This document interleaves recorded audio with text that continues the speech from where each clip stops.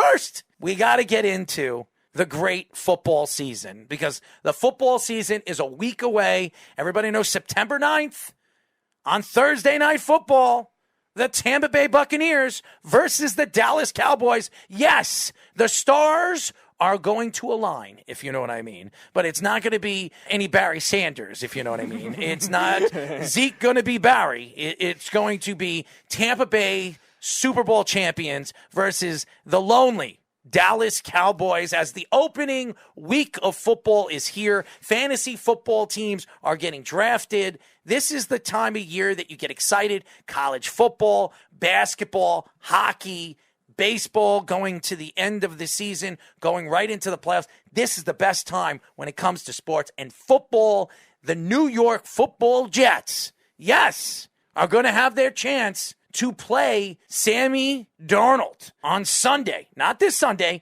next Sunday, to prove why they decided to move off of Sam Darnold and his illustrious career with the New York Jets and bring in Zach Wilson, who I think could be a superstar. We heard what Tony Romo said the other day. He believes that he could be a top 3 quarterback in the next 2 or 3 years. He calls him a Dan Marino-esque / Pat Mahomes-esque. If he's anywhere close to Dan Marino and Patrick Mahomes as a Jet fan, I'll be jumping for joy. I will wear my underwear on my head at Jet games, and I will walk into the stadium naked. Oh, God.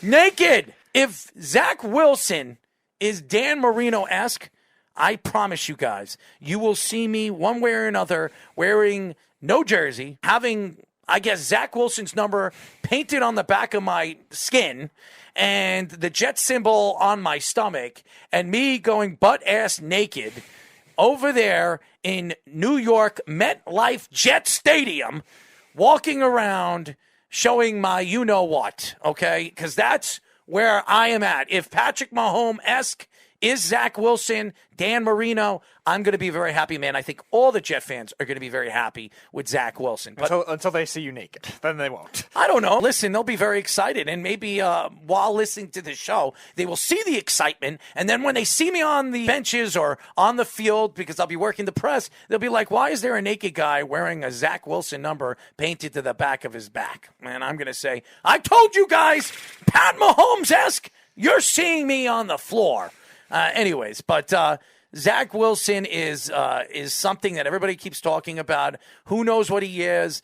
He looked very good in the preseason. What makes Zach Wilson so special is the way he sees the field and the way he throws it with his arm angles, which we've heard a lot of people, Iron Eagles, talk about that on the broadcast. So we understand what Zach Wilson is. We understand the talent that he is. He has to prove it on the field. And we've seen jet in and jet out, and I say jet in, jet out, because how many quarterbacks have we seen in the last 5, 6, 7, 8 years get drafted in the first and the second round and become nothing? They're all backup quarterbacks. They're retired. They're not playing. They're doing drugs. They're steroid abusers. I mean, come on. They're hitting reporters with the football. There you go. Or are actually showing pictures to reporters as well. And we all know about Brett Favre and what he did when he came to the Jets. So I want to see Zach Wilson really become the quarterback of the future for this New York Jet team. And I think that he has a possibility to be that. I think that there's a possibility that this team could be competitive this year. I don't think they're winning more than 6 or 7 games. But Robert Saleh, you see the personality that he drives at the press conferences, all gas, no break. I love that saying, and it gets the players really hopping on the field. And here's the thing, the fans love it. They love the fact that this team is all about the players and the coaches and really the roster of this organization. And I think you should be happy as a Jet fan. You did lose Carl Lawson. The Jets did lose Carl Lawson. They added Shaq Lawson this week in a trade. Now, is Shaq Lawson Carl Lawson? No, he's not. But Shaq Lawson's a productive pass rusher that can give you edge rushing ability at that end. I still think they need to add another edge rusher. I really do. But Rankins hasn't played this preseason. We haven't seen Quentin Williams because of the injury, but he'll be playing in the beginning of the season. This defense could be heavily stout with the linebacking core. Davis will be out for the first 5 games. Jared Davis that they brought in from the Lions. But C.J. Mosley's going to play. Some of these youngsters that they're very proud of. They're talking about 12 rookies making this team this year and being intricate parts of this defense and offense. I mean, that's crazy to think about. Elijah Moore, Elijah Vera-Tucker. I mean, we haven't seen those guys on the field. We're going to see them in game number 1 against the Carolina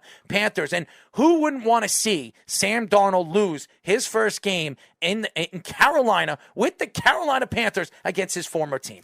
Yeah, a lot of rookies, especially on the defense, too. According to the depth chart, they have Hamza Nasralladine, a rookie from Florida State, as a starter. Javelin Guidry's a rookie as a starter. And like you mentioned, the big ones, Elijah Moore, now healthy. Elijah Vera-Tucker, now healthy, starting at left guard. And obviously Zach Wilson. So a lot of rookies are going to start getting into it right away. So I think the Jets, they're definitely embracing this culture well, and Robert Saleh is going to help them do that along the way. Again, because a lot of rookies, it might take a while for them to gel. Youngest team in football. But yes, youngest team in football. A lot of depth, a lot of areas they can go in, and much better coaching, too. You're going to see a lot of rotations, especially with the offense, too, with the running backs, with the wide receivers, because they have different types of everything, which is a good sign for a young team no matter what. Obviously, it'll take a while for them to gel. I think they'll be a little bit of a slow starter, and then they'll get it going later in the season.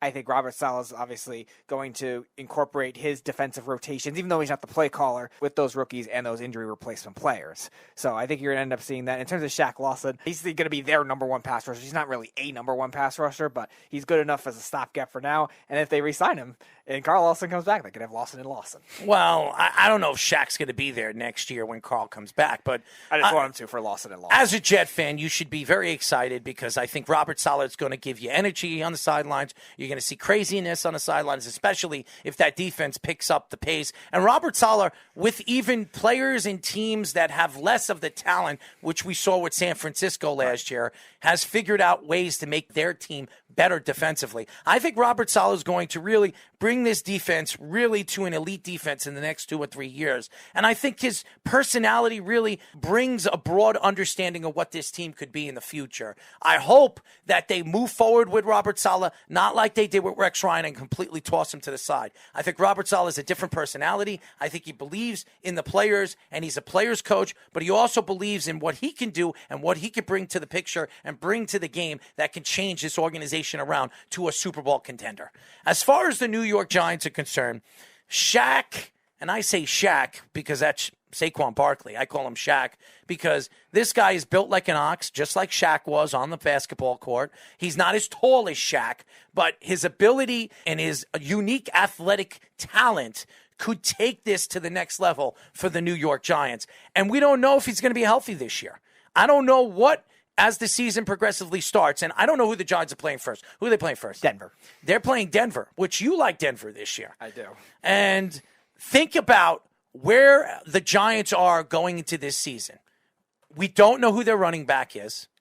We don't know who their starting number 1 is because they overpaid a guy in Kenny Golladay, $76 million. He can't stay on the field. He's not healthy. They drafted a couple wide receivers in this year's draft. Their number 1 pick was Tony from Florida, who a lot of people like, a.k.a. Jeff from Tampa, absolutely adores this guy and thinks he's going to be a star, but we still don't know what he is. I don't care if you call him the human joystick. You could call me the human joystick. That doesn't mean that I'm a great player. Also, Tariq Cohen had that name first, but okay. Whatever.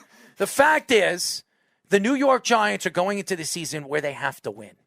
This division is weak. The Washington football team, the Philadelphia Eagles, the Dallas Cowboys, coming back from a veteran quarterback that got paid a lot of money in the offseason, coming back from a heartbreaking injury, lost his brother to suicide last year.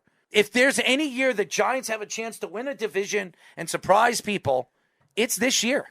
There's a lot of things they have to prove, though, because they have a lot more holes than a lot of people realize. I know their defense did play very well last year and surprised a lot of people with a top 10 performance for much of the year. Very good pass defense, great secondary now bringing in Adoree Jackson. They still lack a lot of the edge rushers. They traded Marcus Golden for whatever reason last year. They lost Kyler Fackrell. Lorenzo Carter got hurt last year. We'll see how he comes back. And there's just a lot of questions with that. And in terms of the offense, right now Darius Slayton is listed as the number 1 if Kenny Golladay doesn't play, which, that's a scary thought as it is. So they're going to probably have to rely on a lot of the 2 tight end sets. They brought in Kyle Rudolph, who wasn't really much of a pass catcher last year at Minnesota, but it still has been reliable throughout his career. Evan Engram, hopefully he plays like what he's supposed to, but I don't know if I necessarily trust that either. But expect a lot of 2 tight end sets, especially no matter who the running back is, if Saquon is healthy or not, because they're going to be running the ball. Where does Joe Judge come from? The Patriots. And what do the Patriots love to do? Use 2 tight ends. There you go. And that's why they brought Kyle Rudolph in. I think Kyle Rudolph could still play in this league. I don't know if he's the consistent tight end, halfway Pro Bowl player that we've seen with the Minnesota Vikings. I don't think he's that player anymore. But he is a consistent player that can catch the ball in the open field and do the things that obviously Evan Ingram can't do, which we've seen. Right, they brought him in mostly more to block at this point because Evan Ingram cannot block for anything. He can't do anything. Right, and Kyle Rudolph in certain systems will be used in the backfield, I would imagine, as tight end if Evan Ingram sometimes can be split out to outside, because with the lack of receiving depth now, if Galladay is out for an extended period of time, maybe they have Ingram line up as an outside receiver with his size, and maybe they have Rudolph in that too. So because they have so many slot receiver types too, with Slayton, Shepard, and Kadarius Toney too, they're going to have to maneuver a lot of guys around. So got to get a little creative there, Mr. Jason Garrett. Well, I don't think you have to blame it on Jason Garrett. I think these players are going to have to produce. Daniel Jones, this is the year for the great and powerful Daniel Jones to prove why the Giants drafted him as high as they did, why Gettleman believes in him to be the next big thing for New York Giant football. And listen, Dave Gettleman comes from that organization when Tom Coughlin came in and they drafted Eli Manning. He was a part of the organization when that happened, okay? He was one of the reasons why Eli Manning was a New York Giant. But he went to Carolina. He went to a Super Bowl. He really wasn't a part of building that Super Bowl contending team because he walked into really a team that was already built. And Gettleman, he had a little piece here and a little piece there. He had a couple really good picks. He drafted Kuechly. He drafted some of the receivers they had on that team and pass rushers.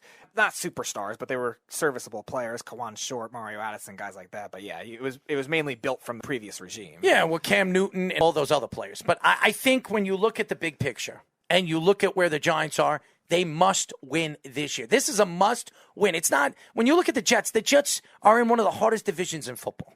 You got to deal with Miami. You got to play New England.